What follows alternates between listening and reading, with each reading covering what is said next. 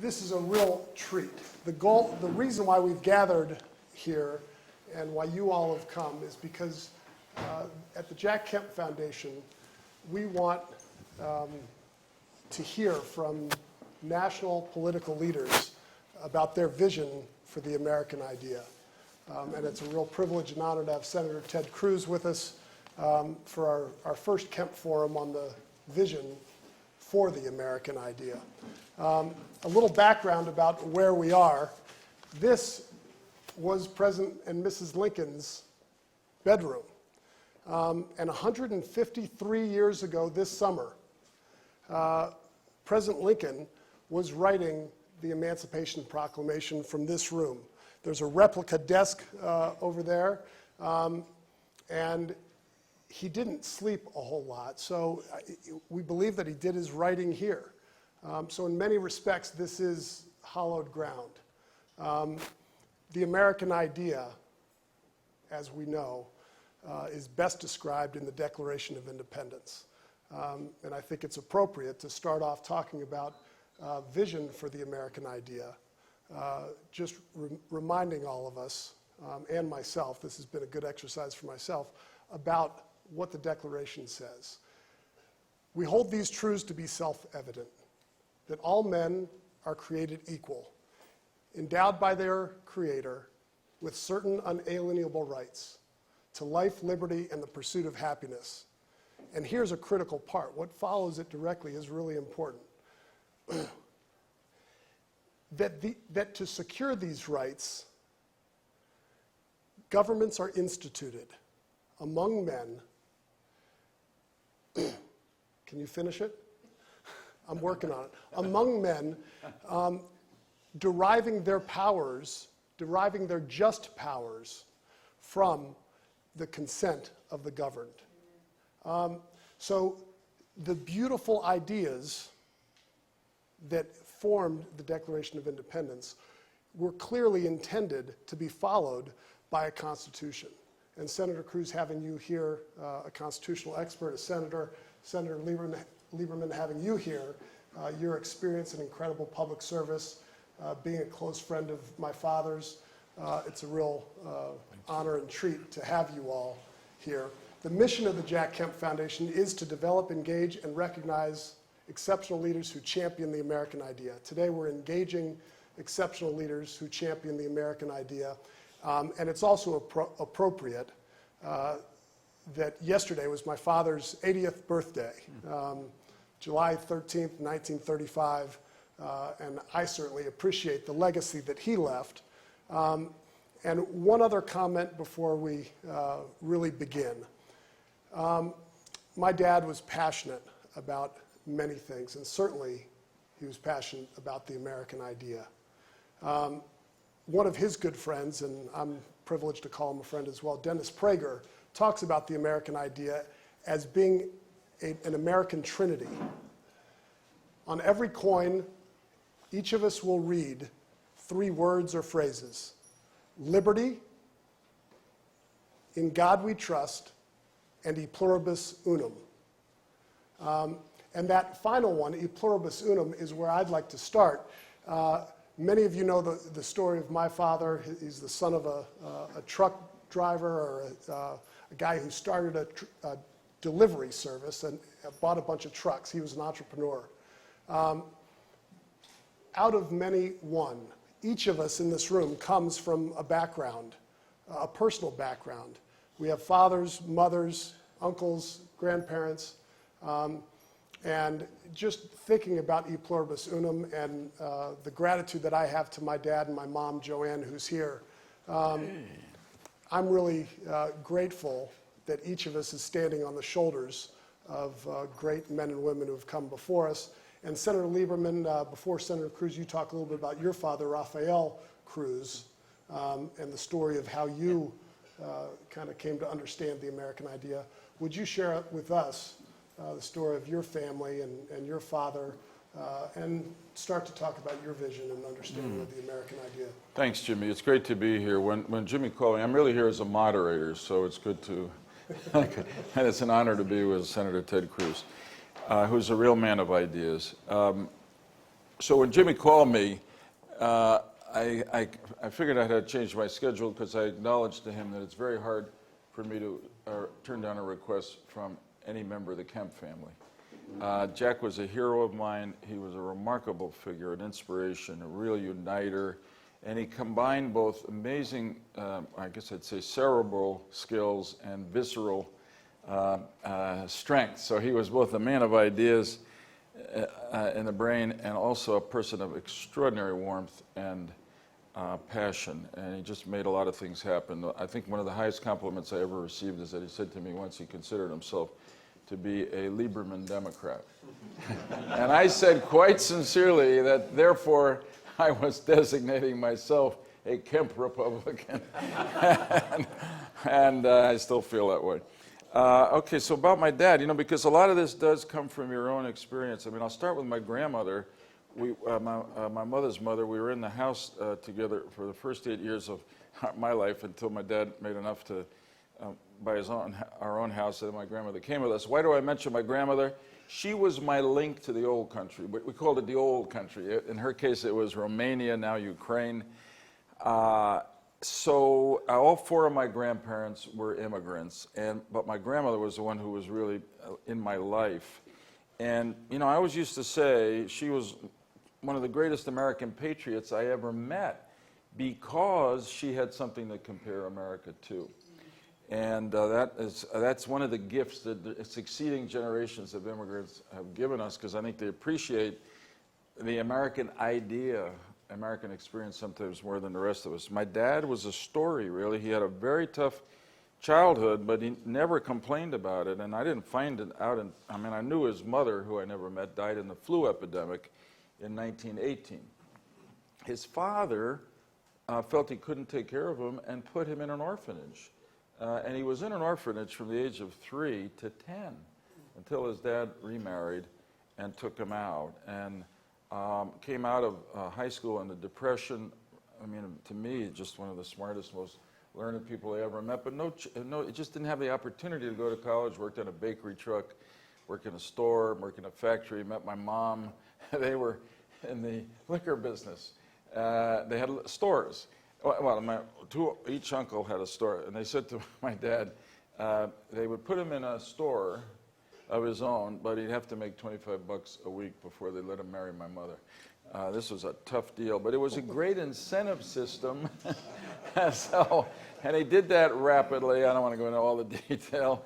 I married my mom. They were wonderful parents. So I grew up with this sense of tremendous, neither one of my parents went to college. I grew up with a real sense of sort of opportunity and blessing, that's what, in some ways, to be sort of self-analytical about it, a lot of the motivation I had in life was because I had this sense that my father had been deprived of the opportunities that his God-given talents would normally have given him. And, the home was very patriotic. My family was primarily Democratic. Although my dad, when I was like a later teenager, and this may be the seed of some of my later troubles of independence, admitted to me that he voted for Wendell Willkie in 1944. Anyway, so but I grew up with, God bless America, and, the dream. If you work hard and play by the rules, in this country, there's no limit to how far you can go. And what can I say? I've lived that dream, thank God. Thank you. Senator Cruz, would you share with us, you wrote in your book, A Time for Truth, which I believe may pay some homage to Bill Simon's book, A Time for Truth. Indeed.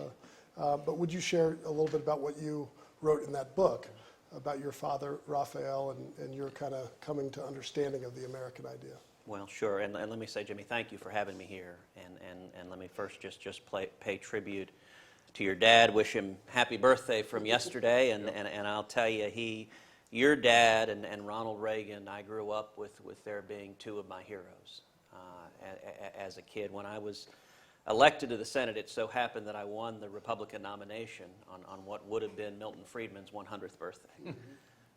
And so that night I paid tribute to Uncle Milty, who wasn't with us, and I'll tell you, your dad, I think was an extraordinarily inspiring leader. I think he was Ronald Reagan's natural ideological heir and successor, and he had a passion and vision that freedom is all about lifting people up to the American dream.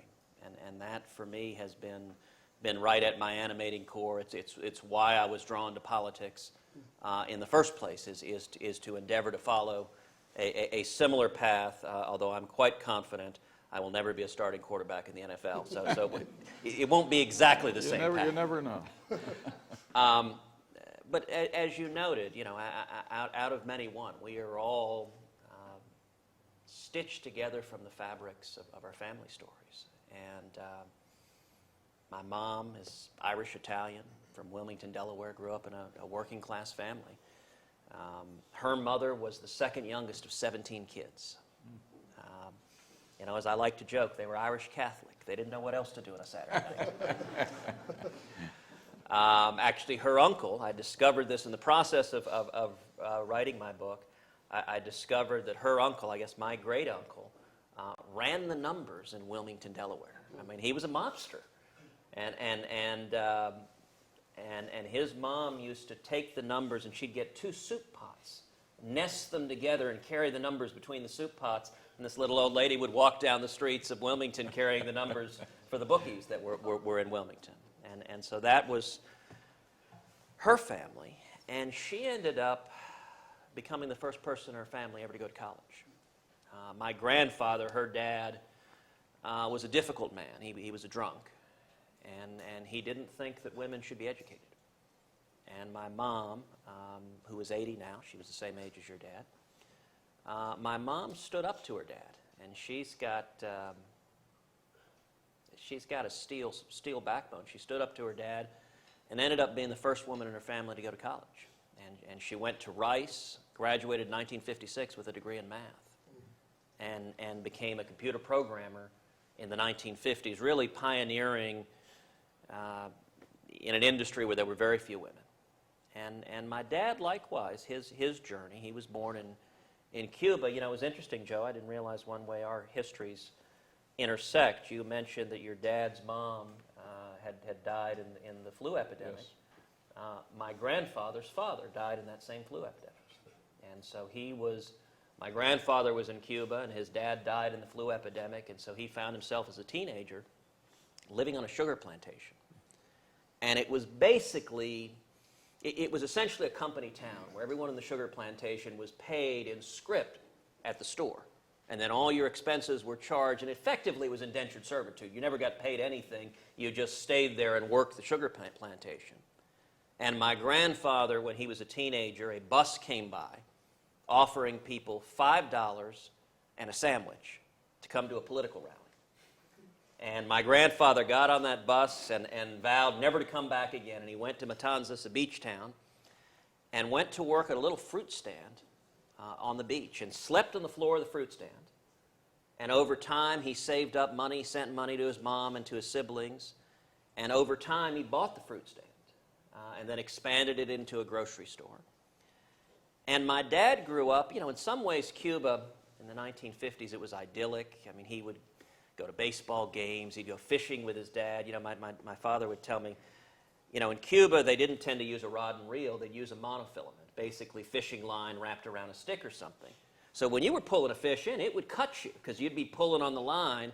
So my dad said, Cuban fish stories, you'd show the cut. And the bigger the cut, the bigger the fish must have been that you were wrestling with. And my dad, as a teenager, became involved in the Cuban Revolution.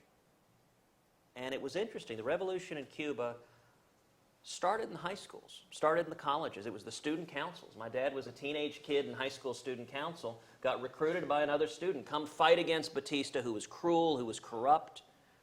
And my father spent several years fighting in the revolution.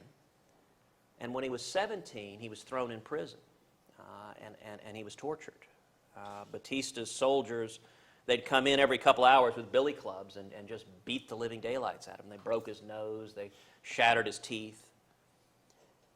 And at that point, my grandfather said to my dad, he said, look, he got out of jail. They released him, and they were following him, hoping he would lead him to others in the underground.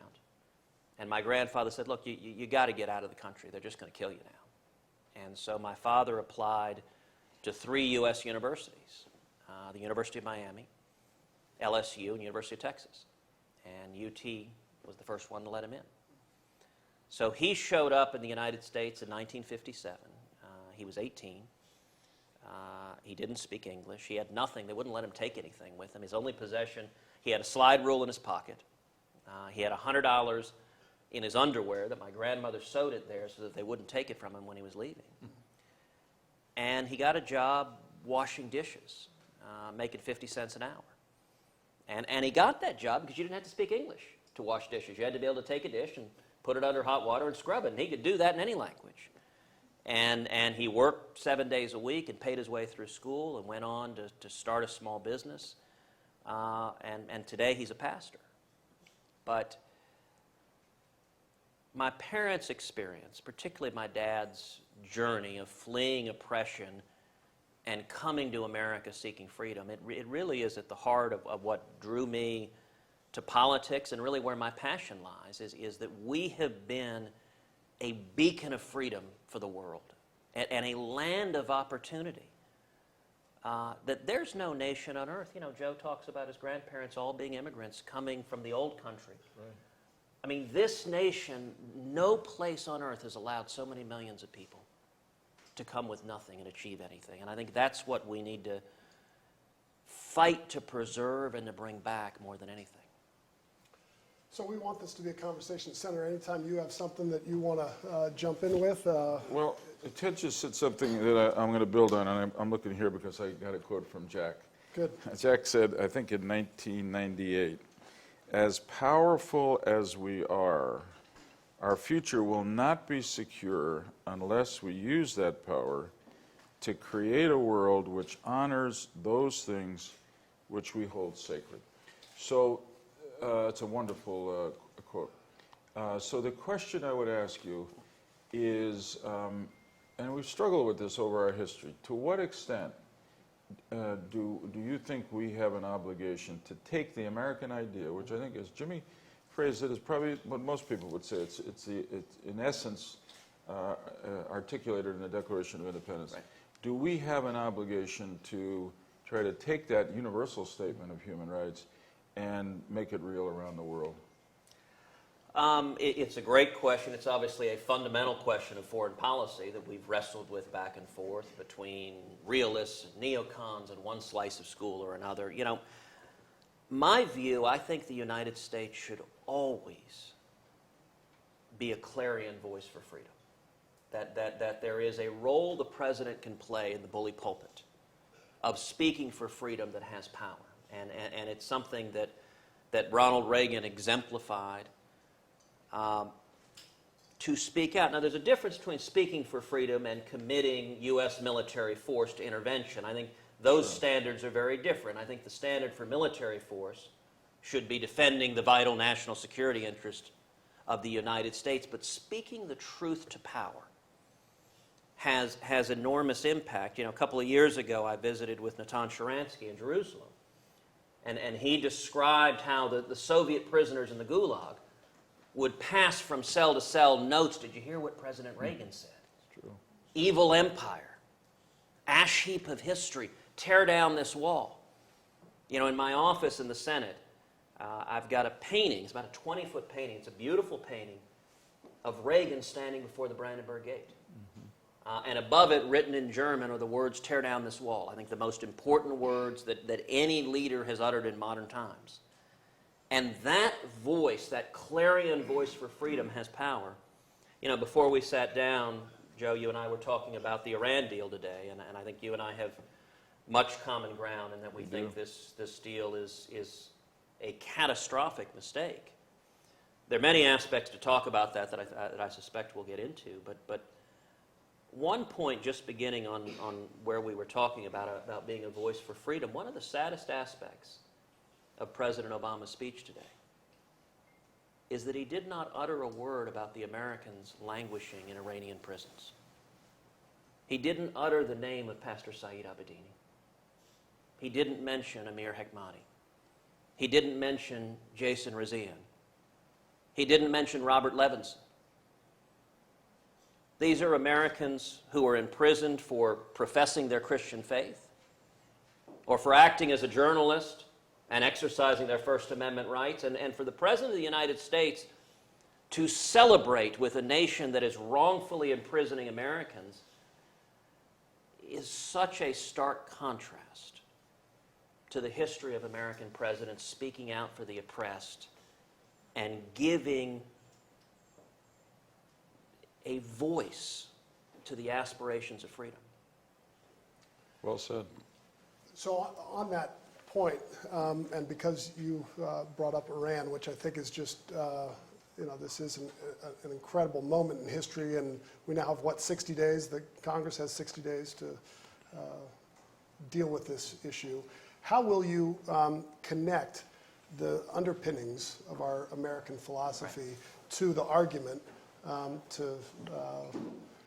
don't know the exact vehicle, but to oppose this agreement with Iran? Well, I think for 60 days we're going to have a vigorous debate publicly about the national security implications of this deal. And one of the things I very much hope happens is that we focus on speaking the truth. I believe the truth has power. I think the consequences of this deal, it allows Iran to keep centrifuges, to keep uranium, to keep their ICBM program. It puts incredible restrictions on inspections. Remember, it wasn't too long ago we were promised that any agreement would have the most vigorous inspections in history. Well, this agreement gives Iran 14 days' notice before any inspections and the ability to appeal to an international tribunal. You know, it's worth stopping to think, what exactly is the logic behind giving a nation that you would suspect of cheating and building nuclear weapons 14 days' notice before you inspect anything?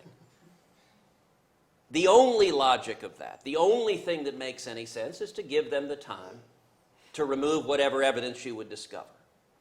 And that we agreed to it demonstrates that there's a political mandate behind this deal rather than a national security mandate. Likewise, the very end, I think unfortunately the administration so wanted a political deal. You know, the Deputy National Security Advisor, Ben Rhodes, described an Iranian nuclear deal as the Obamacare of the second term, which I think he meant as a compliment. One of the things that underscores how this was all about a domestic political legacy is at the very end the Iranians tossed in one more thing: lift the international moratorium on weapons, on ballistic missile materials coming into Iran. And apparently the administration said, okie doke, that's fine. Not only that, billions of dollars, if this agreement goes through, will flow into Iran. Iran is one of the leading state sponsors of terrorism in the world. Those billions of dollars will be given directly to Hamas, directly to Hezbollah, directly to the Houthis. If this deal goes through, and this is not an exaggeration, the United States government will become one of the leading financiers of international terrorism in the world. Our money will be used to murder Americans, to murder Israelis, to murder Europeans. I think this is catastrophically dangerous. And it will also set off a nuclear arms race throughout the Middle East. I will give credit to President Obama on one thing. He's managed to do something no one else has ever done, which is he has united the Israelis and the Arabs. Both are united that it is catastrophically dangerous for Iran to have nuclear weapons. And it is my hope in the next 60 days the American people hold each of our elected officials responsible for stopping a deal that endangers the safety and security of our country, and, as Prime Minister Netanyahu has called it, is an existential threat to the nation of Israel.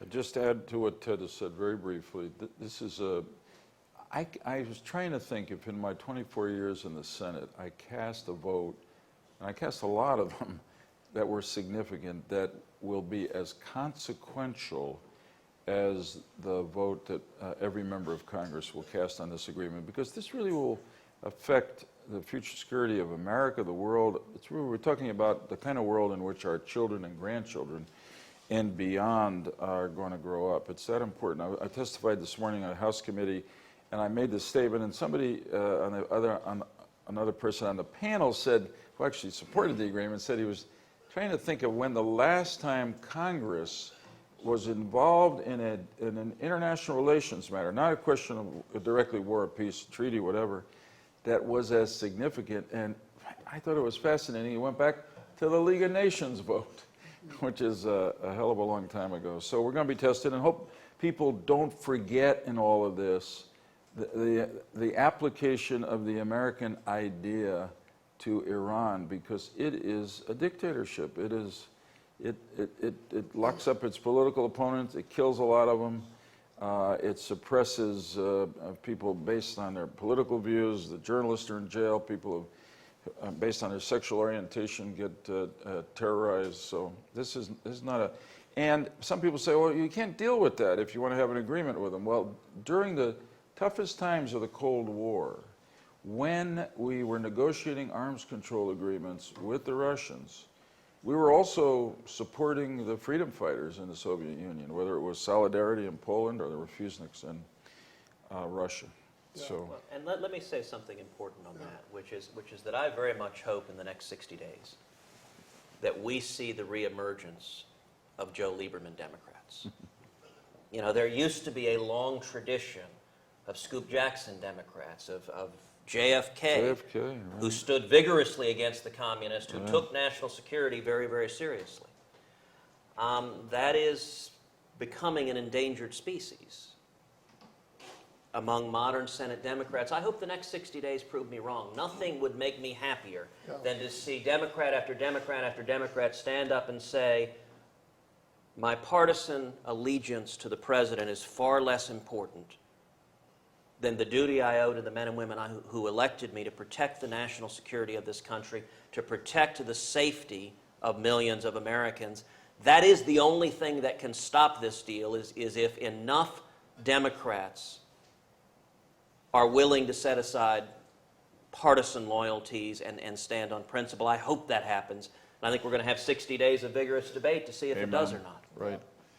It strikes me that a significant underpinning to the American idea is a recognition of the human condition. And in our society, we have become much more pluralistic.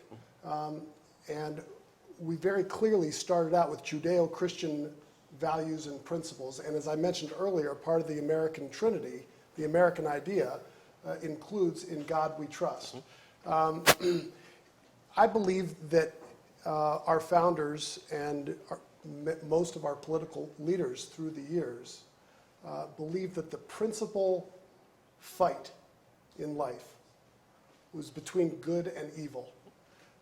Today, speaking about good and evil is much more difficult because basically the question is asked, says who? Mm-hmm. And is the American idea arrogant? Are we claiming that we know you are evil, I'm good? I don't believe that that's the perception, but I think it's really important when you're having these conversations with the American people, with your fellow senators, how to have the conversation in a way that recognizes absolutes, good versus evil, without being absolutist in the demeanor. And I don't know if you have any guidance or perspective on that, but it seems to me that there is a humility in the recognition of our government and the need for addressing the human condition. Yeah, I'll take a first shot at it, and then you yield to the candidate. But no, you're absolutely right. So this is part of what's happened, that people lose we respect everybody, which is great. Our country has become very tolerant and accepting, but we shouldn't do that at the price of holding our tongues when we see something going on that we think is wrong, because really this is part of our religious heritage, but it's part of the moral heritage of humankind, that there are rights and there are wrongs, and if you don't stand up for the right, then ultimately the wrong will triumph. And I guess the question, really the important thing is to try to do it in a way that respects people who have a different opinion, but not to have that respect lead you to be quiet in defense of what you think is right. Reasoned debate.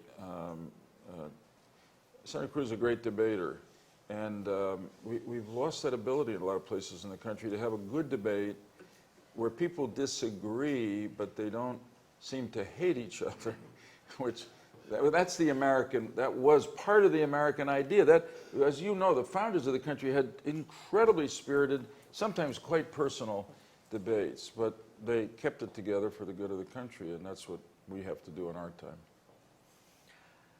You know, I think I very much agree with what Joe said, and I think you're exactly right, Jimmy, that we're a nation that was formed by men and women who were fleeing religious oppression and seeking to establish a land where every one of us could seek out the Lord God Almighty with all of our hearts, minds, and souls according to the dictates of our own conscience. Now, each of us may do this differently. Joe's a man who takes his faith seriously. His and my faith are different. But both of us, we live in a land where we can worship God according to the dictates of our conscience.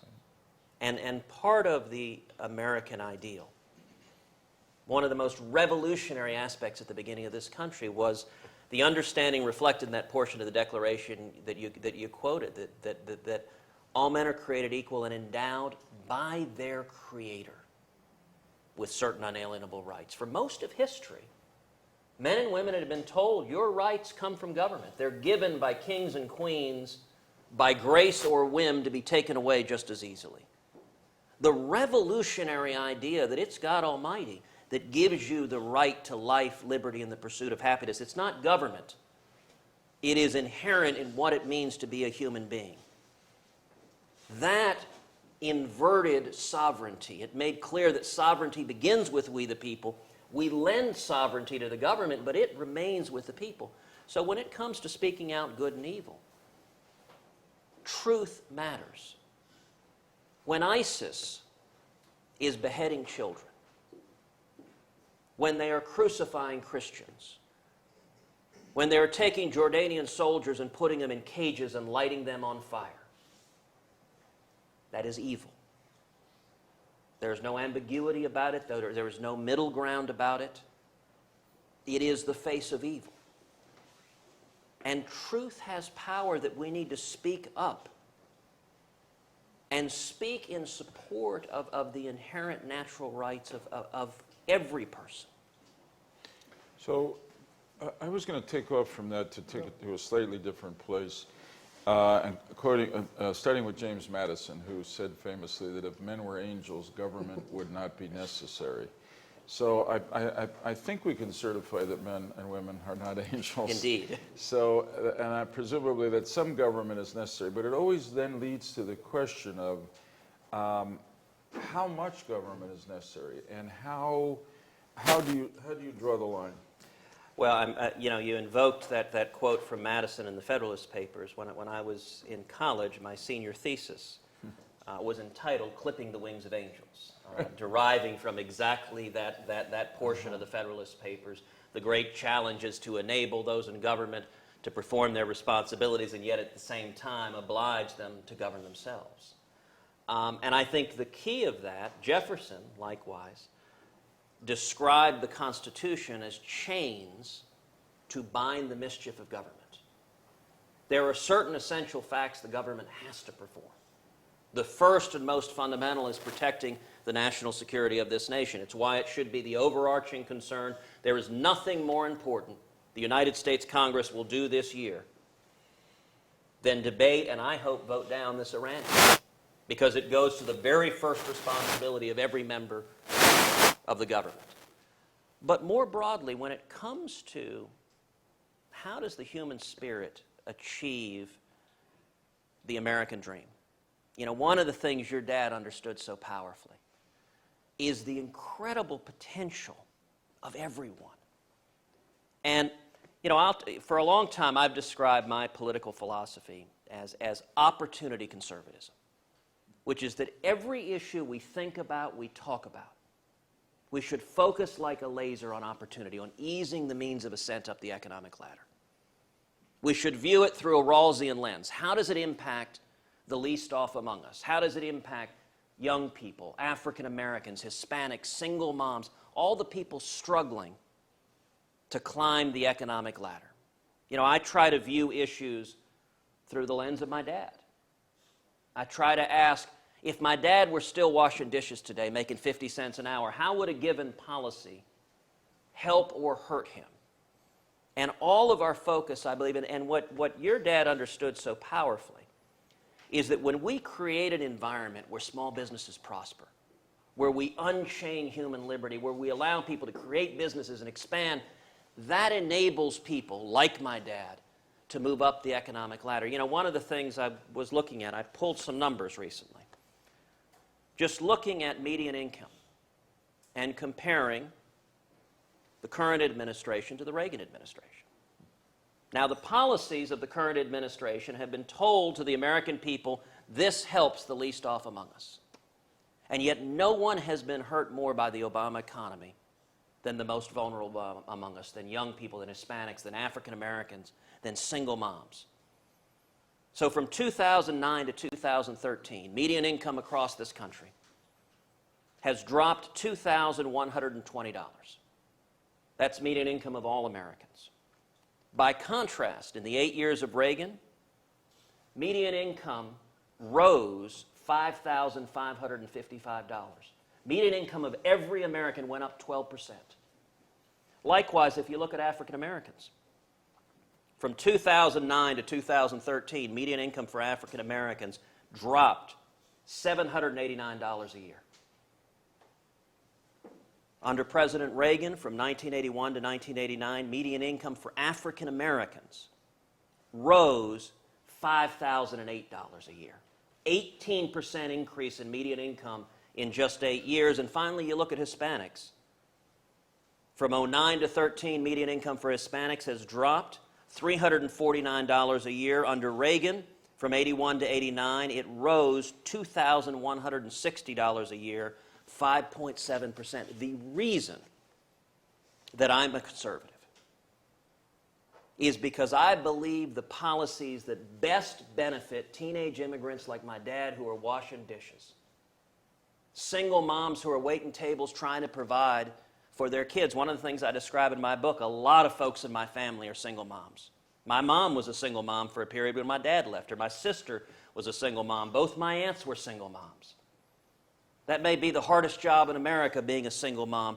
People who are struggling need an environment where they get better opportunities, better wages, and when we create that environment, that's something your dad understood so powerfully, and it is what has drawn me to fight for that every day in politics. That was really beautifully said. I just want to add, you know this, but being in the Senate late 80s, 90s, watching Jack and really becoming his acolyte and supporter and partner, taking some very traditional Republican ideas, tax cuts, but then focusing them on poor neighborhoods and poor areas. So took a concept which was not popular among Democrats, cut the capital gains tax, but cut it really almost down to zero if you're investing in an enterprise zone or an empowerment zone. Yeah, places that Yeah, so and it worked. Senator Cruz he's got votes, and they just called the votes as he was leaving for 4 o'clock. Would you all join me in giving the senator a round of applause? He's got to go. We're going to continue. So we're going to continue, but we're going to say goodbye, and thank you so much. God bless you, and thank you for taking the time to be with us. We appreciate it. Well, thank you very much, and once again, happy birthday to your dad. Thank you. It's an honor to be with you. Thank you. All right. Take care. So don't go anywhere. He smiles down at us.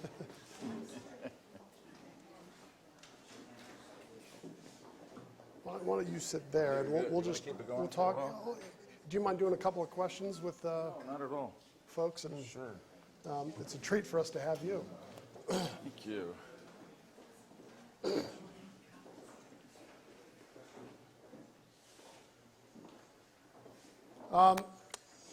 So I I know everybody understands, but what a treat for us to have Senator Lieberman with us. And I thought we'd have even more of a conversation now with just the two of us. And Senator, thinking about the American idea, we've got an incredible divide in this country that you have really witnessed happen. As Senator Cruz mentioned, there used to be Scoop Jackson Democrats, Blue Dog Democrats, Sam Nunn, yourself. Talk about, from your perspective, kind of as it relates to the American idea, something that I think is not well understood, which is why our foundation exists. We think if more people understand it, they'll be able to disagree civilly, yet come together on some really key issues when that's needed, like the Iranian issue. But if you can talk more macro about the divide that you've seen take place among the American electorate over the course of your career, I think that'd be interesting. I will. I can't say I'm glad to, but I will. And you suggest a response to it, which is if you could, and obviously over the time I was in the Senate, 24 years, and the Senate was actually a more partisan place than I expected it to be when I got there. And I came from Connecticut, which is, as the old saying goes, where politics ain't beanbag. It was a contact sport, but I saw a little more partisanship, particularly on some foreign policy things like the Gulf War vote in '91 than I expected. But it just got worse over time. And a big part of the question here is why it would take a whole hour to describe it. I think the influence of the parties as sources of funding for candidates and constantly preparing for the next campaign pulls people apart. Ideological interest groups pull people apart. The news media have become much more partisan or ideological, put it that way.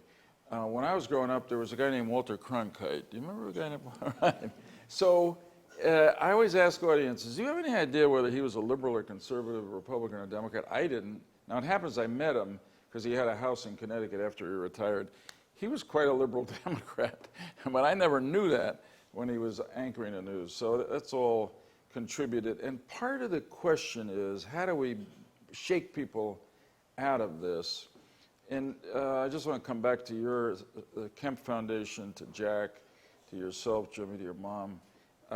Maybe it's to bring people back to the American idea that we're in this together. We're really, this country is tied together by really founded uniquely and defined from the beginning, not based on its borders, but based on the founding ideal. And generation after generation coming here and trying to realize the ideal, because it obviously wasn't realized fully at the beginning. Right. That's the story. Your dad said once that the American Revolution is unfinished, and that's true. And to make progress toward finishing it, if we ever have that, maybe it's one of those things without a finishing moment, but just to continue building on it, we've got to shake people out of this division. I'm actually part of another group called No Labels, which is an attempt to say, forget the label Democrat, Republican, Independent, Liberal, Conservative, Moderate. We're all Americans, and we've got to figure out how to work together. One of the ways we've thought about is having a national strategic agenda, 4 big goals that we polled that everybody wants to deal with: the debt, Social Security, jobs. And then if you get people to sign on to it, figuring out how you can get them in a position to do what used to happen a lot in Washington, but doesn't happen that much anymore, which is that people negotiate and compromise. Your dad, when we went through all that effort to achieve some of the empowerment zone, enterprise zone stuff, some of which was actually adopted in the Balanced Budget Act of 1997, it took a lot of compromise, because Jack knew that if you say, if I don't get 100% of what I want, I'm opposing it, you're probably going to get 0%. And so we got something out of it. But so keep pressing the idea of the American idea, because that still unites us, because people still believe in it. Yeah. I don't know if we have a microphone so that you all can, so the cameras can capture it. But you all have been great to sit here. I know it's a little bit warm, and I'm guessing that you all have questions. I didn't get a lot of questions on postcards. Does anybody have a question for Senator Lieberman or me or something to? Let me They want to say, while you're contribute? thinking about that, that it struck me during this conversation that you've done something that I was unable to do during the administrations of the 4 presidents I served under. I've made it to the Lincoln bedroom. The real Lincoln The real bedroom. Lincoln bedroom. Shy Ralph Benko. Jimmy, one of the things your father said that I've stolen and repeated with attribution many times is to calling himself, rather than a hawk, a heavily armed dove. And I'd like you to talk about the context of that in the American position today. Yeah. As to the difference Yes, I will. between being a heavily armed dove and a hawk. Right. So the question is that my father called himself a dove, a heavily armed dove, and the difference between being a hawk and a heavily armed dove in the world today. And I believe that his motivation was the American idea. Dad had an understanding, and I think all of us here today recognize that the human condition is real. There's a need for government. And the institutions of government must be created, but you do not have the impact on the world. The question that you asked, Senator Cruz, are we going to go out and push for freedom and democracy everywhere and impose our will? Or are we going to be a beacon of light, a city shining on a hill? And Dad's belief was that we are a peaceful people, recognizing that the desire of every human being is to improve his or her lot in life and that of their children. We want the next generations to be left in a better place, and that doesn't happen through war. It happens through sustained peace. So the goal is to have America be a dove, but one that was very difficult to mess with, especially as our economy was growing and we had the capability and the centrality of focus in the globe. We had to be heavily armed to fight the evils of communism, and certainly today the evils of terrorists around the world. And hawks have others can probably speak to it better than can I, but a belief that we need to go out and be proactive because the situation is so bad around the world. We've got to go out and engage and take the fight to people. And certainly the dynamic changed at 9/11, and your experience on the Homeland Security Committee and your knowledge there, I'd be interested in your perspective on that division. I would assume that you would call yourself a heavily armed dove. Yeah, I haven't, but I will from now on. No, it's a great description because it conveys a message which is that we're not looking for a fight. We're not looking for war. We prefer peace. And the reality is that certainly in the period since the end of the Second World War, the world has been more stable, relatively, and more free and more prosperous because the American dove has been heavily armed. In other words, there was a feeling that that we were going to use our power to protect stability. In a very direct sense, which doesn't get appreciated much, the number of people who live in extreme poverty in the world today is remarkably lower than it was just 3 or 4 decades ago, but certainly since the end of the Second World War. And a lot of it is because of the U.S. Navy, primarily, protecting the security of maritime commerce that has enabled countries all around the world to trade and basically given people jobs where they didn't have any before, so they could raise their standard of living. So you've given me, I'll probably, as you said, I'll sometimes give you and Jack credit when I use that to describe myself. Yeah, okay. I give Jack credit. Anyone else? Ron Moten. So I live in Washington, D.C. I'm a returned citizen, which some people call an ex-offender. And one of the things that Mr. Kemp did, he believed in empowering people in the urban communities, and he was able to get people on both sides of the aisle to come up with initiatives that worked on empowering people and taking responsibilities for their community. And in places like D.C., Chicago, San Francisco, and other places, African Americans and people who live in poverty are being pushed out and not empowered. We have terrible education systems.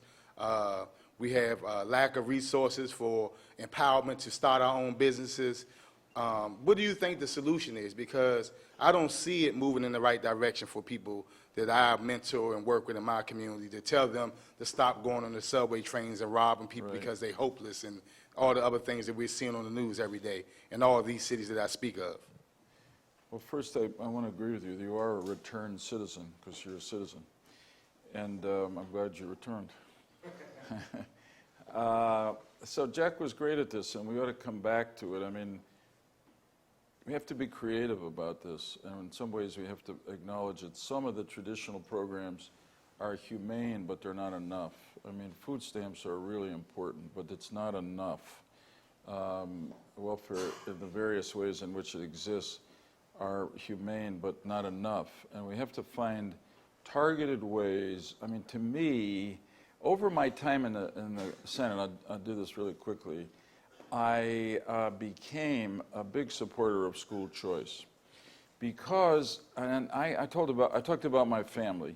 So I grew up with the belief that my mom and dad put in me that you have an incredible blessing. You live in this country. You go to a public school. You're going to get a great education. If you work hard at it, wow, you're going to go on to do whatever you want to do almost. And that worked for me. And because I did get a great education in the public schools of Stamford, Connecticut, but as I particularly started around Connecticut and went into cities and saw the schools where a lot of low-income kids, primarily African American, some Hispanic American, were at, the system wasn't working for them because the schools, frankly, weren't as good as they were when I was there. And the best answer is to make the public schools all great, but in the meantime, we're losing generation after generation of young children. So I feel that one of the most important things you can do is give the parents of young, lower-income kids the opportunity to choose where they want their kids to go to school. Maybe it's another public school, maybe it's a charter school, or maybe you give them some subsidy to go to a private or faith-based school. Because if you can get those kids onto the education ladder and up, they're going to soar, they're going to fly, And then the other question you raised, an interesting one worth going back to, and I haven't looked at it in a while. How do we help African American, maybe Hispanic American people to go and start out in small businesses? How do we, and particularly in a very high-tech world that we're in now, but frankly, there's still a lot of need for small, traditional businesses. People who are handy really can make a pretty good living. If you're in a craft, if you're a trade, you're a plumber, a carpenter, whatever, you're probably going to do okay. And we have to work a little harder to make sure that in the minority community, the doors are open to those kinds of jobs. That's the beginning of an answer. Thanks for asking. And that's what you're talking about with regard to enterprise zones, zeroing out the capital gains tax in areas that had been redlined by banks. And the concept of enterprise zones has come back. It's interesting that this idea was never fully implemented. President Clinton adopted the concept and turned it into empowerment zones, but providing tax credits instead of zeroing out the capital gains tax. Right. And I think it's important to understand and think about the American idea with regard to a policy like that, because if the government is saying, here's a tax credit, you did what we told you to do, there you go on your way, that's a different message than talking to the market and saying, hey, who wants to come here? Right. Who can utilize the assets, especially the human resource assets, the people with the skills to create jobs, to receive investment? And really, the answer to our global competitiveness is in the creation of jobs. We've got to create small jobs to compete in the world, and it has to start in our cities. And Ron, I think it's also critical to understand that in a city like DC that's doing so well, certainly in large part because the federal government continues to grow, that there are many people who are being pushed out of their communities, and the growth is not organic in as much as it's the federal government size is enabling opportunities, and a lot of young people are coming back into the city. Lots of good things are happening as a result, but it's not as organic as we'd like it to be. And you and I know that just from going down to Anacostia and doing some work in Prince George's County. It is warm here in President Lincoln's bedroom. You all have been great to be a part of this. I hope it's been interesting. We'd love to have all of you stay engaged with the foundation and specifically with our Kemp Forum events. Emma Watkins is in back, and if you need any more information, you can contact me or Emma.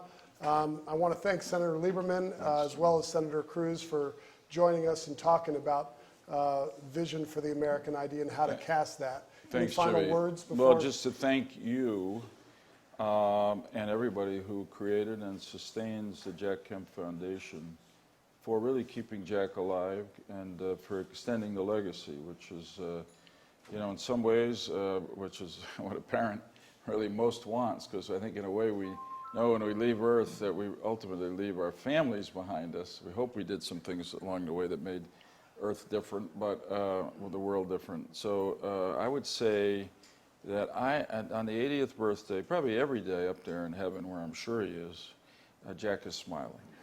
And thank you for being who you are and for keeping the good works going. Great. Pleasure to be with you. Great to be with you. Thank you. you. Yes, you're welcome to clap. Thank you.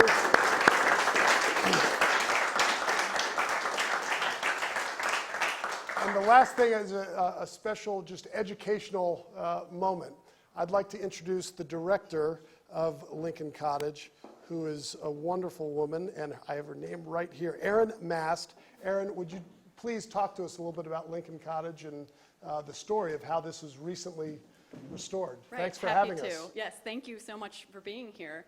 There's been a lot of talk in the last few weeks about symbols in this country, including symbols that date back to the Civil War period. And I think that really emphasizes the relevance of what's happened in this country over the years, and especially what happened in this house during the Civil War. While Lincoln was living here, and mostly throughout the summers during his presidency, starting with the summer of 1862, he could see from this hilltop the Capitol Dome still under construction, and he saw the dome and that building as a symbol that the nation would endure, that the democracy established here would continue, because it was the only representative democracy that existed in the world at that time, and he really saw it as something that needed to be preserved and something that was worth fighting for in a very literal way. That very first summer that Lincoln was living out here, he developed the Emancipation Proclamation, something that did not happen in a vacuum, something that was influenced by the many legislative acts and the many personal acts of self-emancipation that took place before then, but also was a stepping stone to the many things that had to be carried forward. Here we talk about President Lincoln's Cottage being a home for brave ideas, not only because of what Lincoln was able to accomplish here with his contemporaries during the Civil War, but because of what we continue to host and do here today. Not least of all things like having the Jack Kemp Foundation out here for special programs, but our own programming. This past month, we had our third annual Students Opposing Slavery International Summit. This brings teenagers and early 20-somethings from around the world to President Lincoln's Cottage, where they're inspired by what Lincoln was able to accomplish here, and they call themselves the generation that says enough. They really want to try to figure out a way they can be involved in the fight to end modern slavery. We all know that at this point that slavery today is actually a worse problem in terms of sheer numbers than it was at the height of the transatlantic slave trade. And so it's certainly something that continues to need to be addressed. Just because something's illegal doesn't mean it doesn't continue. But we're also in the process of developing, for example, a new special exhibit called American by Belief, which ties in very much with some of what you were all discussing today, and it focuses on Lincoln and immigration. A lot of people don't know that the very first National Act on Immigration was signed by Lincoln in July of 1864. The ideas Lincoln established and thought through here and the actions he came up with to address those problems back in his time still resonate today, and we hope that you continue to be engaged with us and maybe look into those conversations that we're continuing to have. Thank you for being here. Thank you. Thanks, Aaron. Well, thank you all. You're dismissed. Have a great week. Good job, man. Thank you. That's good.